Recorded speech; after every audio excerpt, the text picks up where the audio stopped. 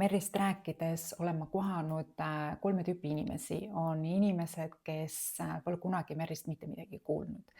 Seejärel on inimesed, kellel on oma isiklik kehaline kogemus, kes on sellest teraapia vormist väga palju toetust endale saanud ning käivad selles seansis regulaarselt. Ning seejärel on inimesed, kes mingil põhjusel on kujundanud arvamuse, et merr on midagi, mis on ääretult valus ja pigem on seda hea vältida. Ja see on täiesti väär arusaam, sest merr ei ole valus. Meri eesmärk ei ole valu tekitada.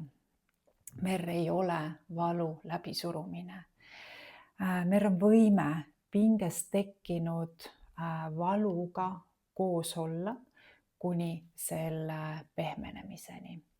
Ja pigem on tegemist justkui vana hea sõbra käega sinu õlal. Ta on piisavalt tugev, et tunda, ent piisavalt õrn, et seda usaldada.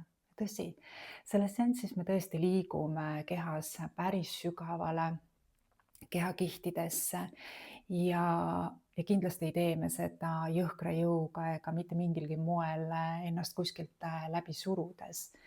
Minu roll on sinu keha kuulata.